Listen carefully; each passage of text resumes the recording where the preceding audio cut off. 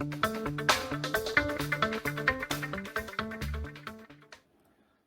saya lanjutkan untuk menjelaskan materi akuntansi.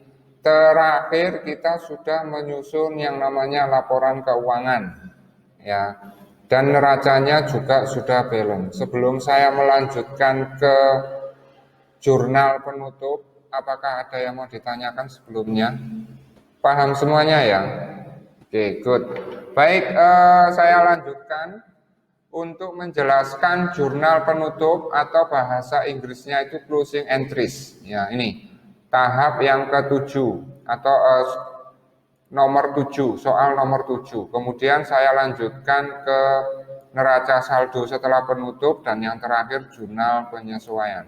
Jadi materi kita untuk pertemuan yang ke-9 saya akan membahas tentang jurnal penutup, neraca saldo setelah penutup, dan yang terakhir adalah jurnal penyesuaian kembali. Seperti itu. Oke, saya masuk saja ke jurnal umum. Nah, nih. Untuk jurnal penutupnya saya jadikan satu dengan jurnal umum ya. Untuk jurnal penutupnya saya taruh di bawah jurnal penyesuaian. Jadi jurnal umum, kemudian jurnal penyesuaian saya jadikan satu. Ya, jurnal penutupnya saya masukkan ke sini. Nah, sekarang saya akan menjelaskan tentang apa sih manfaat dari jurnal penutup. Kenapa harus ada jurnal penutup? Oke, baik. Kita perhatikan bahwa di dalam buku besar itu ada rekening-rekening yang nantinya kita akan tutup, yaitu rekening pendapatan, rekening beban, gaji, beban listrik, dan beban-beban yang lainnya.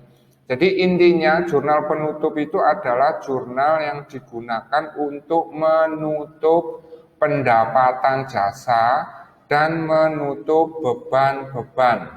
Dengan kata lain, menutup itu adalah saldonya kita bikin nol. Saldonya kita bikin nol. Nah, pertanyaan berikutnya, kenapa Pak pendapatan jasa ini harus kita tutup? Beban-beban juga harus kita tutup. Harus kita tutup maksud saya. Karena pendapatan dan beban-beban ini nilainya sudah kita rangkum. Nilainya sudah kita rangkum dan sudah kita masukkan ke dalam laporan perubahan modal. Logikanya adalah pendapatan ini dikurangi dengan beban-beban, kan ketemunya sama dengan laba. Dan laba ini kan sudah dimasukkan ke dalam modal awal sehingga menjadi modal akhir. Dengan kata lain, pendapatan dan beban ini karena nilainya sudah saya rangkum dan saya masukkan ke modal awal, maka saya tidak butuh lagi pendapatan. Pendapatannya ini saya buang. Kenapa saya buang? Saya tidak butuh lagi karena nilainya sudah saya rangkum, yaitu pendapatan saya kurangi dengan beban dan nilai bersihnya sudah saya masukkan ke modal awal sehingga menjadi modal akhir, sehingga saya tidak butuh pendapatan. Nah, cara untuk membuat jurnal penutup itu gimana Pak? Dibalik. Jadi caranya itu dibalik. Kita tahu bahwa pendapatan itu letaknya di mana? Pendapatan jasa itu posisinya di mana? Pendapatan jasa posisinya di mana? Saldo akhirnya di kredit. Coba perhatikan di kredit. Posisi terakhirnya adalah di kredit. Oke, maka secara otomatis nanti kalau mau saya tutup, maka pendapatan jasa tinggal saya balik, saya taruh di debit. Sehingga nanti di sini jurnal penutupnya, jurnal penutup sama ya, dibuat di akhir bulan. Jurnal penutup ini. Di atas atau yang di debit pendapatan jasa seperti ini. Nah, sekarang rekening pendampingnya dari pendapatan jasa apa Pak? Nah, untuk menutup rekening pendamping itu adalah rekening ikhtisar laba rugi. Rekening ikhtisar laba rugi ini adalah rekening untuk mendampingi pendapatan jasa maupun beban-beban di dalam jurnal penutup. Jadi ikhtisar laba rugi itu adalah rekening tambahan. Rekening tambahan. Kemudian posisi ikhtisar laba rugi itu mengikuti pendapatan jasa. Kalau pendapatan jasanya di debit, maka ikhtisar laba ruginya harus dikredit. Seperti itu. Dia mengikuti. Sehingga nanti jurnal penutupnya adalah yang dikredit adalah ikhtisar laba rugi. Ikhtisar laba rugi. Seperti ini. Nah, tadi pendapatan jasa itu kan posisi di buku besar. Tadi kan posisinya dikredit 8 juta 10.000. Benar kan? Nah, maka kalau kita mau menutup atau mengenolkan pendapatan, maka di sini yang saya debit juga 8 juta 10.000. Ikhtisar laba ruginya ngikuti aja. Nah, kalau jurnal penutup ini saya posting ke dalam buku besar, maka perhatikan, pendapatan jasa nilainya akan 0. Nah, coba perhatikan. Pendapatan jasanya sehingga menjadi 0. Di sini saya tulis jurnal untuk menutup pendapatan, biar kalian biar kalian tahu. Nah, oke, jelas ya dari sini ya. Oke, good. Kemudian setelah saya menutup pendapatan jasa, kemudian yang saya tutup lagi adalah pendapatan. Ini coba perhatikan, pendapatan jasanya sudah 0 ya. Kemudian beban-beban juga saya tutup. Beban apa saja Pak yang ditutup? Semua beban, mulai dari beban gaji, beban listrik, beban air, beban sewa peralatan, beban asuransi, beban perlengkapan, beban penyusutan kendaraan, semuanya saya tutup. Seperti itu. Oh iya, saya lupa. Ini yang di sebelah kredit kan ada rekening ikhtisar laba rugi. Iya kan? Ini juga Anda posting ke dalam buku besar, sehingga nanti di buku besar itu ada tambahan rekening ikhtisar laba rugi. Di buku besarmu ada enggak? Tidak. Kalau tidak ada, buatkan satu rekening di bawah sendiri, kamu cari tempat yang kosong di bawah sendiri, terus kamu buat rekening seperti ini. Nah, sekarang kita akan membuat jurnal penutup untuk beban-beban. Sama, cara menganalisisnya seperti apa? Anda lihat dulu beban, semua beban, entah beban gaji, beban asuransi, beban perlengkapan, pasti posisinya di D. Benar kan? Posisinya pasti di D. Nah, posisinya pasti di debit. Nah, untuk menutupnya, maka posisi beban Anda rubah menjadi K. Anda rubah menjadi kredit. Kemudian pasangannya itu adalah tetap ikhtisar laba rugi. Tapi karena bebannya kita taruh di kredit, maka nanti ikhtisar laba ruginya kita taruh di debit seperti ini. Sehingga nanti jurnal penutupnya untuk menutup beban-beban, maka nanti ikhtisar laba rugi saya taruh di debit.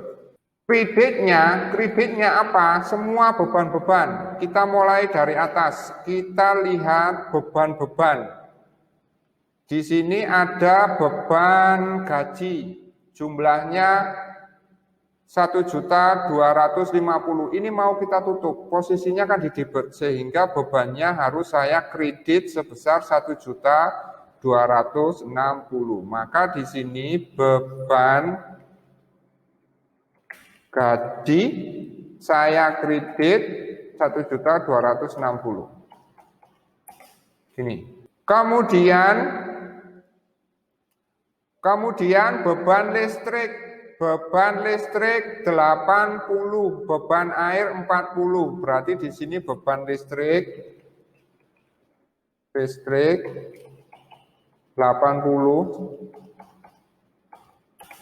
Kemudian beban air 40. Ini. Ya. Terus setelah beban air, beban sewa peralatan kantor. Beban sewa peralatan kantor. Beban sewa peralatan kantor. Oke.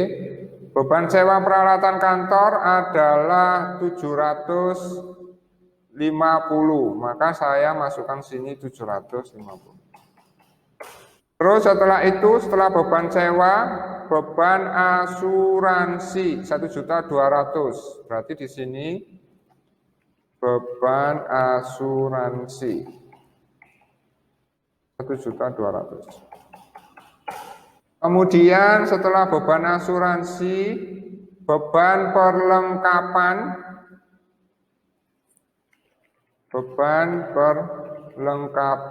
dan beban penyusutan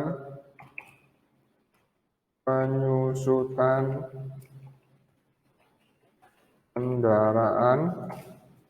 Ya, beban perlengkapan kantornya adalah 200, beban penyusutannya juga 200.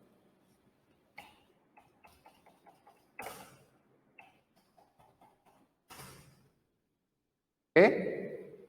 Kemudian yang terakhir sudah habis. Nah, kemudian nilai iktisarnya itu berapa, Pak? Nilai iktisarnya itu adalah total dari ini. Sehingga saya pakai rumus SAM seperti ini.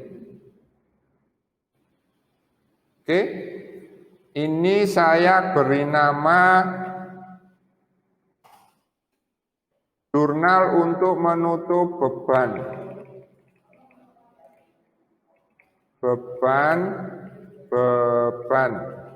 Seperti ini. Nah, kalau ini Anda posting semua ke dalam buku besar, maka secara otomatis coba semua beban-beban akan hilang. Pendapatan akan nol, beban gaji akan nol. Ya kan? Beban listrik akan nol. Kemudian beban air akan nol. Kemudian beban sewa peralatan akan nol. Beban asuransi juga akan nol. Beban perlengkapan akan nol. Seperti itu. Beban penyusutan kendaraan sama dengan nol.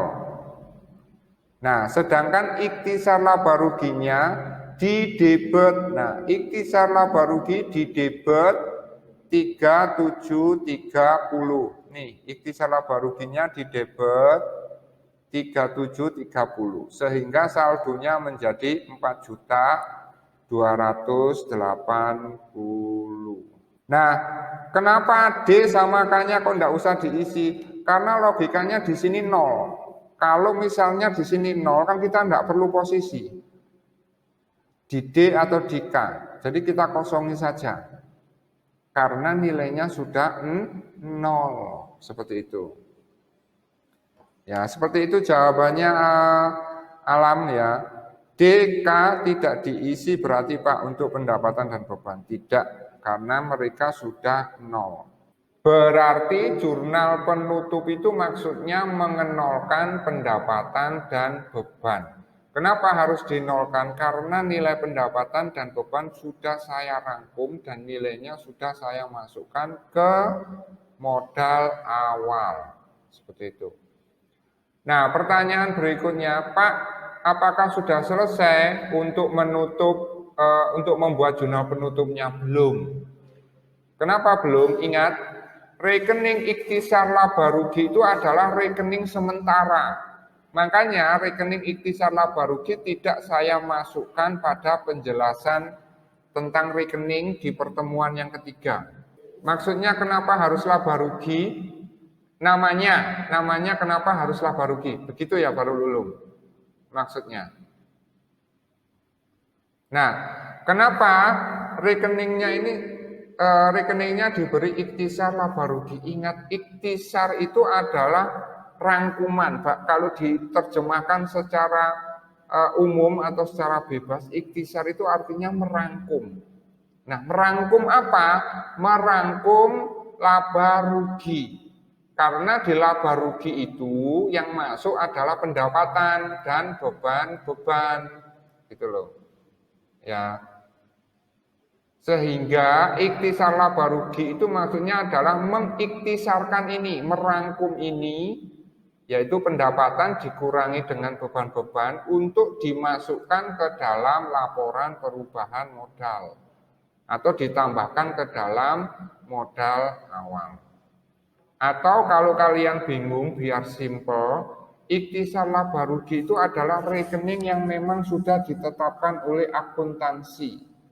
Jadi namanya oleh akuntansi itu diberi nama ikhtisar laba rugi. Nah, di setiap perusahaan apapun perusahaannya, pasti nanti perusahaan tersebut akan menggunakan rekening ikhtisar laba rugi, pasti. Ya, untuk rekening ikhtisar laba rugi pasti setiap perusahaan itu ada. Karena rekening itu sudah ditetapkan oleh akuntan. Oke, good. Nah, sekarang apakah jurnal penutupnya sudah selesai? Belum. Kita harus menutup ini. Dengan kata lain, kita harus mengenolkan buku besar ikhtisar laba rugi. Ini harus kita nolkan. Nah, cara untuk mengenolkan ikhtisar laba rugi, caranya seperti ini. Kalau perusahaan mengalami untung atau laba, maka untuk menutup ikhtisar laba ruginya adalah ikhtisar laba rugi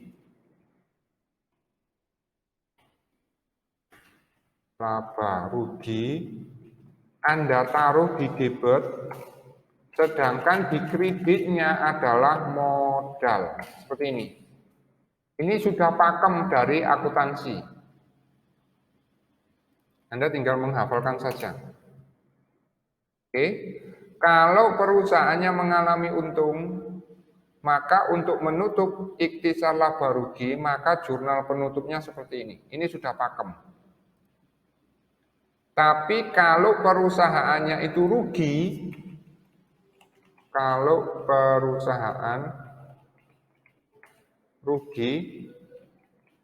maka untuk menutup ikhtisar laba rugi adalah modalnya di atas, terus yang di bawah ikhtisar laba rugi. Seperti ini. Karena perusahaannya ini untung, laba, maka untuk menutup ikhtisar laba rugi,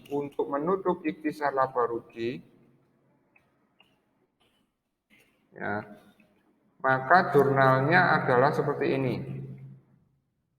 Ikhtisar laba rugi di atas, kemudian yang di bawah adalah modal. Modal yang dimaksud adalah modal awal. Ya, ini saya kasih judul jurnal untuk menutup ikhtisar laba rugi.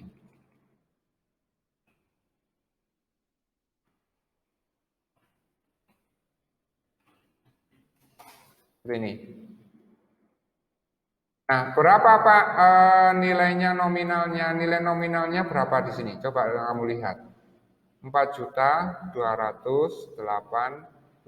Maka yang saya masukkan di sini adalah 4 juta.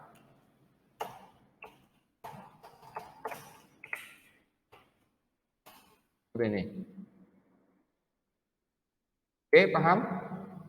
Paham?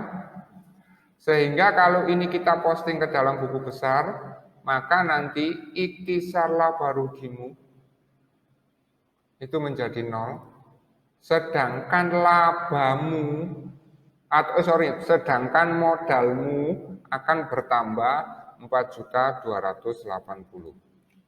Sehingga modalnya menjadi seperti ini. Nah, berarti jurnal penutup ini untuk menutup pendapatan, untuk menutup beban, dan untuk menutup ikhtisar. Itu fungsinya. Nah, sekarang kita lihat semua rekening-rekening yang berbau pendapatan dan berbau beban, ya, maka semuanya akan 0. Ini 0. Kemudian yang ini 0, 0, 0, 0. Yang tersisa hanya rekening-rekening yang akan masuk ke neraca saldo penutup. Yang akan masuk ke neraca saldo penutup. Oke. Paham maksud saya? Atau gampangannya, buku besar yang masih ada nilainya, Anda pindahkan ke neraca saldo penutup. Paham? Sehingga yang dimasukkan ke neraca saldo penutup apa, Pak? Yang pertama jelas kas. Karena kas di sini masih ada nilainya, yaitu 33210. Dimasukkan di posisi debit 33210. Kemudian apalagi Pak yang dimasukkan? Yang dimasukkan adalah perlengkapan. Perlengkapan kan masih ada isinya, ya kan? Nah, akan dimasukkan ke sini perlengkapan. Sedangkan yang sudah 0,00000 ini tidak usah lagi Anda masukkan ke neraca saldo penutup, gitu loh. Paham maksud saya?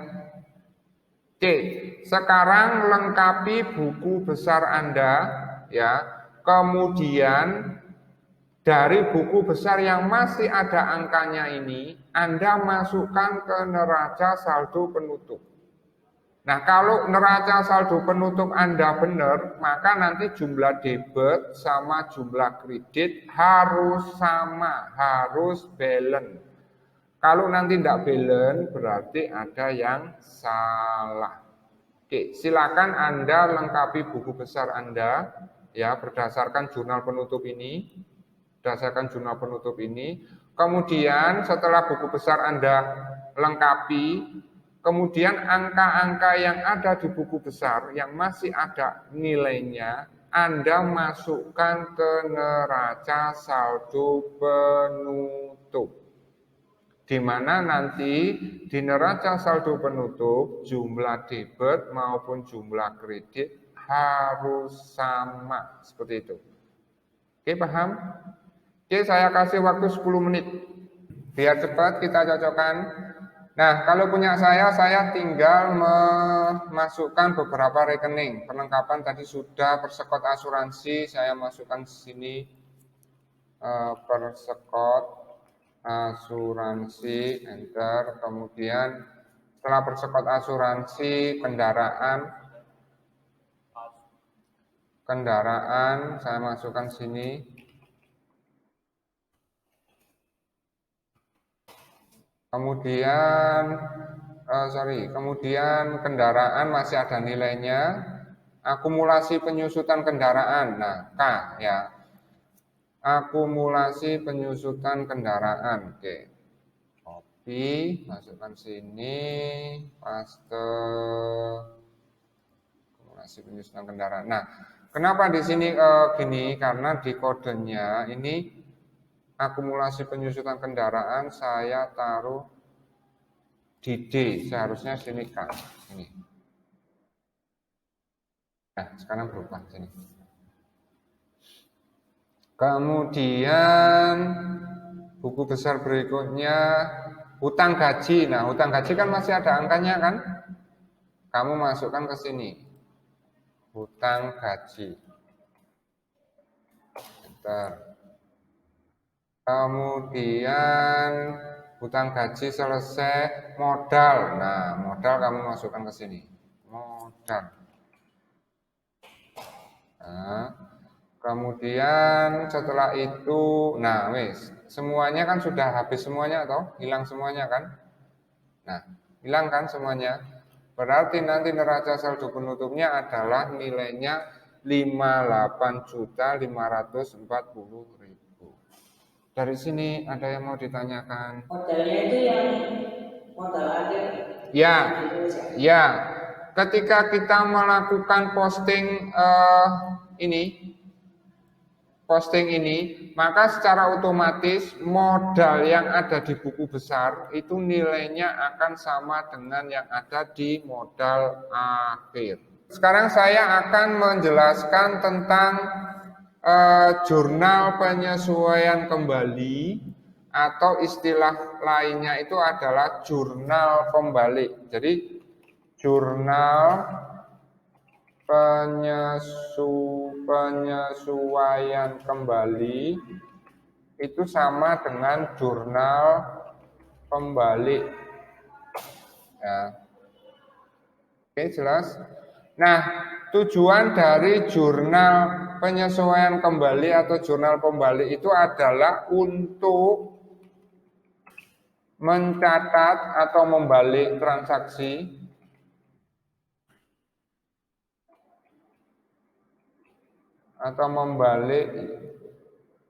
transaksi yang ada di dalam jurnal penyesuaian yang masih berhubungan dengan periode berikutnya. Nah, dari pengertian ini ada dua hal. Jurnal pembalik dibuat.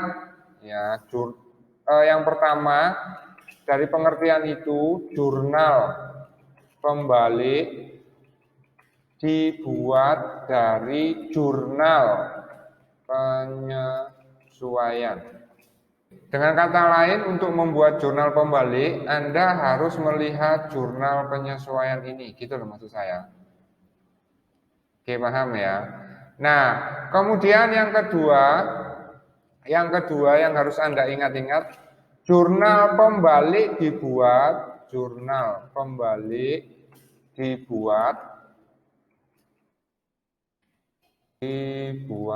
untuk transaksi yang ada hubungannya dengan periode berikutnya. Nah, sekarang Anda perhatikan dari jurnal penyesuaian ini, jurnal penyesuaian mana yang berhubungan dengan periode berikutnya. Nah, dalam hal ini hanyalah hutang gaji. Jurnal penyesuaian ini yang berhubungan dengan periode berikutnya. Kok bisa Pak? Iya, hutang gaji ini kan terjadi di bulan November, iya kan? Bener gak? Ya. Nah, hutang gaji yang terjadi di bulan November ini kan rencananya nanti akan dibayar di bulan Desember. Paham nggak? Oke, kalau Anda perhatikan di soal, perhatikan di sini. Dibayar 600.000 untuk gaji pegawai yang 2 minggu pertama. 2 minggu pertama itu ngitungnya dari mana? Kan pembayaran yang terakhir di bulan November itu kan tanggal 28. Ya kan? Sehingga tanggal 29, 30 dan hari-hari berikutnya gaji pegawai untuk hari berikutnya itu baru dibayar tanggal 11 bulan Desember. Paham enggak maksud saya?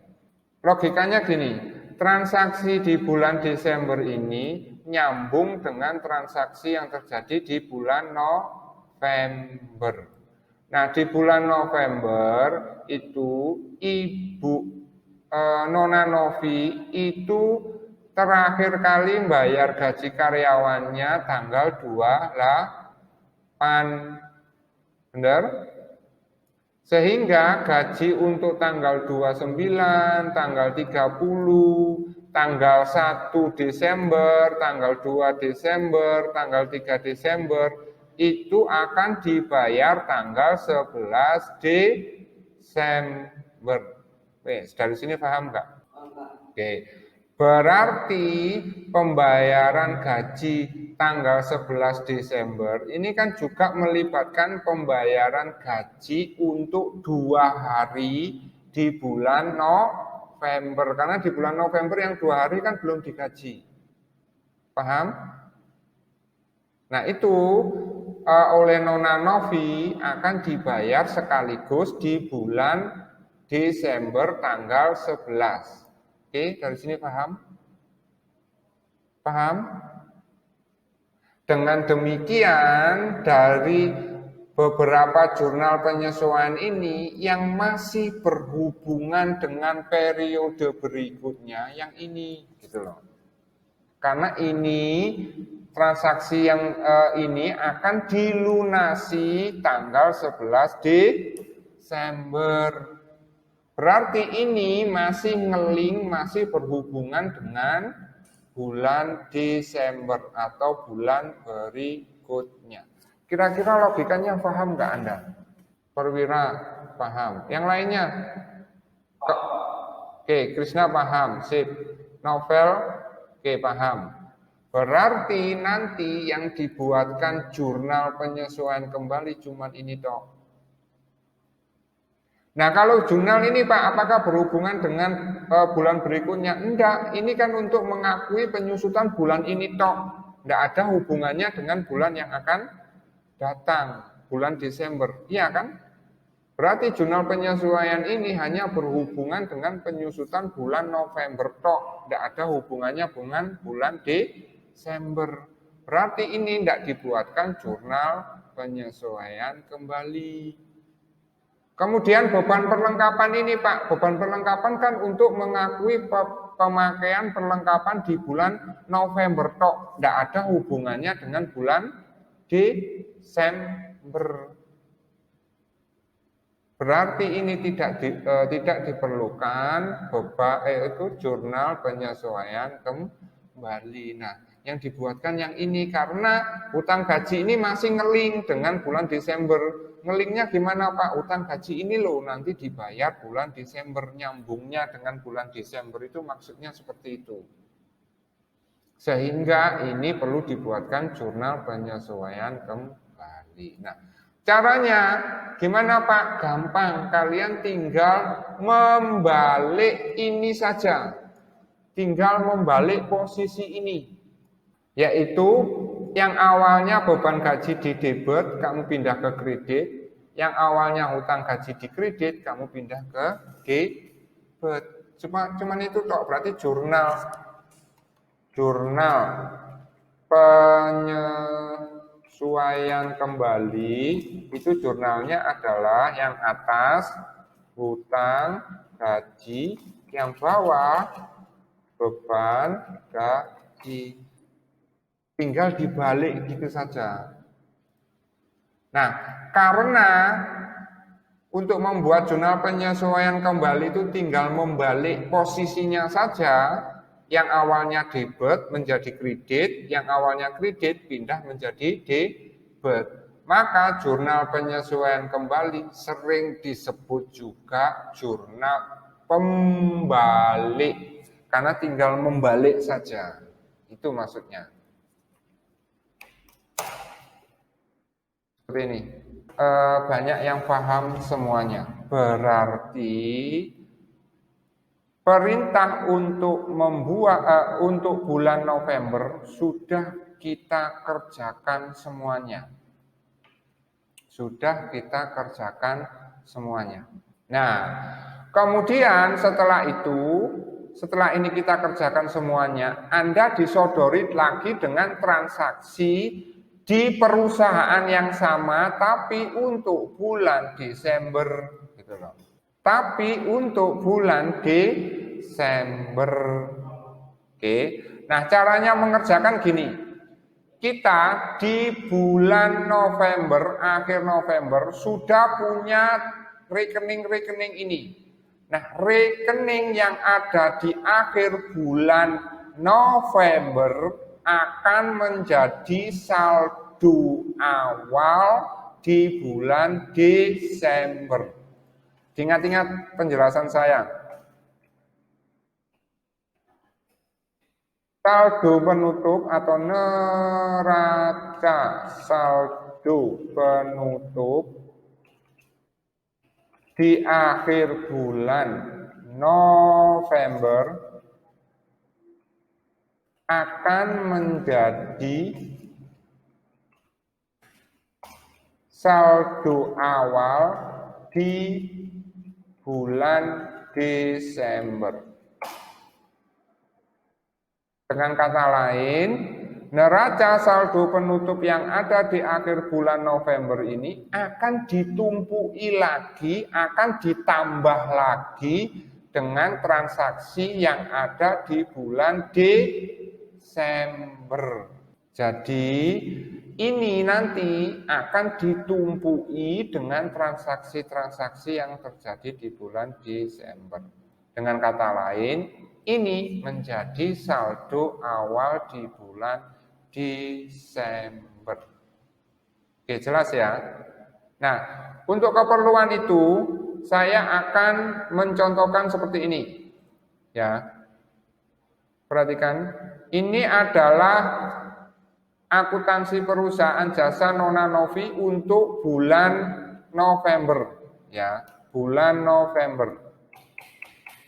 Saya kasih keterangan November.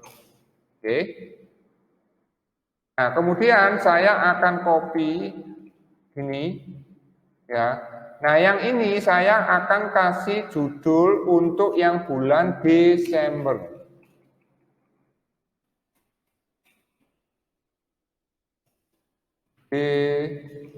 Desember seperti ini. Oke. Nah, di bulan Desember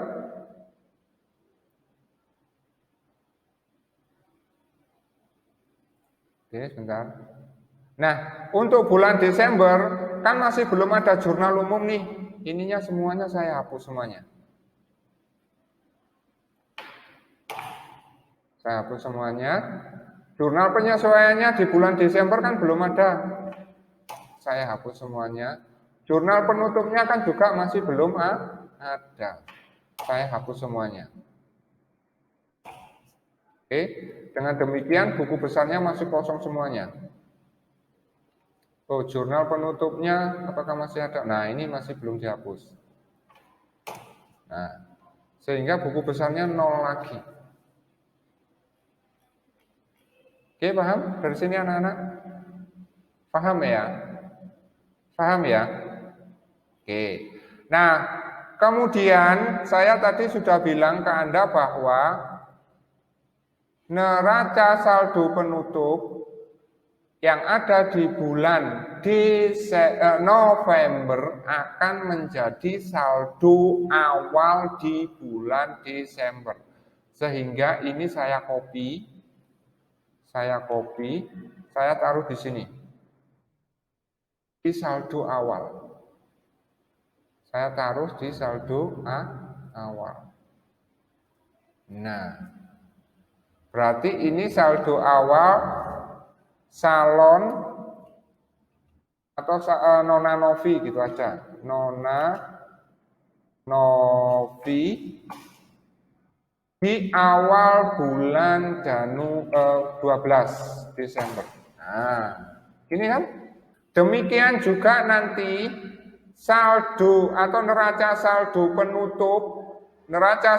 penutup di akhir bulan Desember akan menjadi saldo awal di bulan Januari tahun berikutnya. Nah, Sehingga nanti akan berkelanjutan.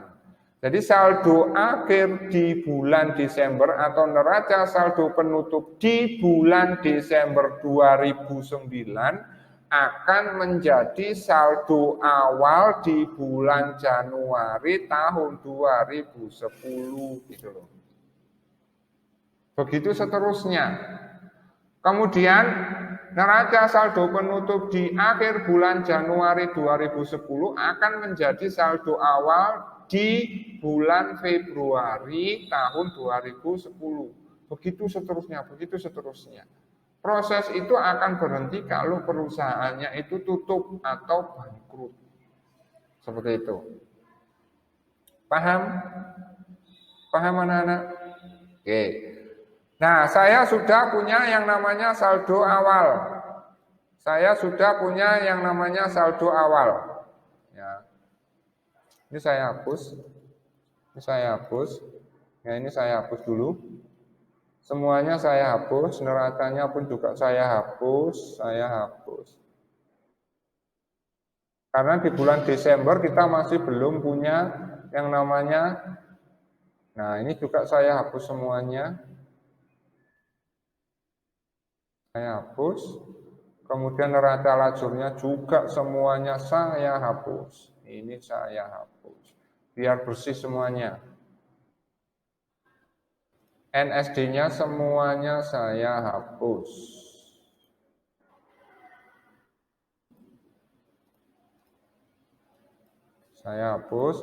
Ininya juga saya hapus. Tulisannya kosong. Jurnalnya juga saya hapus.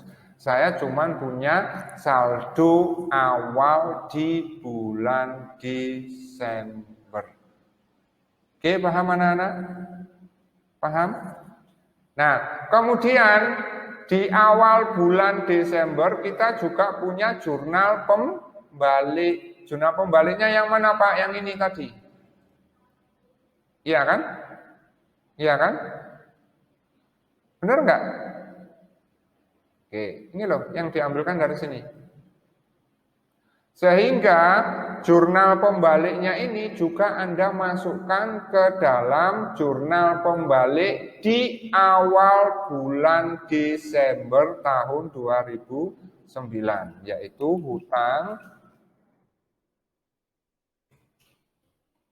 hutang gaji di debit, gitu kan tadi? Terus kreditnya beban gaji. Kalau yang ini tidak bisa digeser ya, karena ini rumusnya sudah baku. Maksudnya rumusnya sudah baku, saya keliru pada waktu membuat aplikasi ini. Tidak saya jadikan dua kayak gini.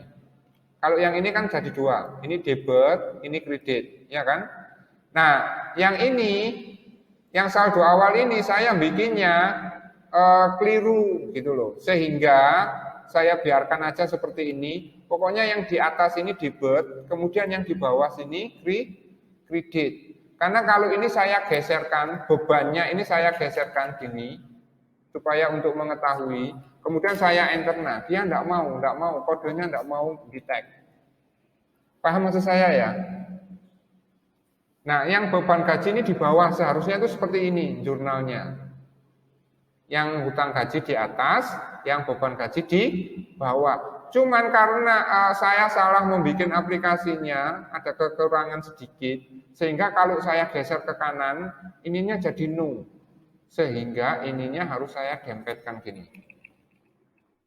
Nah, dia baru mau di-tag. Tapi yang ini kredit ya, Yang ini debit. Sebesar berapa? 60.000. Yang ininya 60.000. Dari sini paham nggak Anda? Jadi di awal bulan Desember kita punya neraca saldo penutup awal yang diambilkan dari neraca saldo penutup akhir di bulan November. Kita di bulan November juga punya jurnal pembalik. Maka jurnal pembalik kita masukkan juga ke awal bulan Desember. Paham anak-anak? Paham? Nah, kalau Anda sudah paham, baru kemudian Anda jurnal transaksi tanggal 1 Desember sampai tanggal 31 Desember. Di mana Pak? Di sini. Di jurnal umum. Nah. Oke, paham? Paham anak-anak? Jelas ya? Oke, kalau Anda jelas, nanti transaksi bulan Desember ini Anda jurnal ke dalam jurnal umum, kemudian Anda bikin buku besar, Anda bikin neraca saldo. Tugas Anda di rumah ini. Jurnal umum, buku besar, dan neraca saldo. Ingat, saldo awal ini Anda posting dulu loh ya, ke dalam buku besar. Anda posting dulu ke dalam buku besar. Ini juga Anda posting dulu ke dalam buku besar. Baru nanti yang jurnal umum ini, yang kamu posting yang nomor 3 atau urutan berikutnya. Nah, kalau punya saya karena sudah otomatis, maka secara otomatis saldo awal yang ini sama jurnal pembalik yang ini langsung diposting ke dalam buku besar karena otomatis. Kalau tidak percaya, perhatikan. Nah, kasnya langsung masuk ini. Ya kan? Kemudian perlengkapannya masuk, keterangannya saldo awal. Baru kemudian setelah semuanya, yang ini semuanya Anda masukkan ke dalam buku besar, baru yang jurnal umum ini Anda masukkan ke dalam buku besar. Oke, jelas? Paham anak-anak? Tugas Anda di rumah, ya besok dicocokkan, kerjakan transaksi bulan Desember, kemudian kerjakan sampai ke neraca saldo sini, sampai ke neraca saldo sini. Baik, kalau tidak ada yang ditanyakan, saya akhiri sampai di sini. Kita ketemu besok.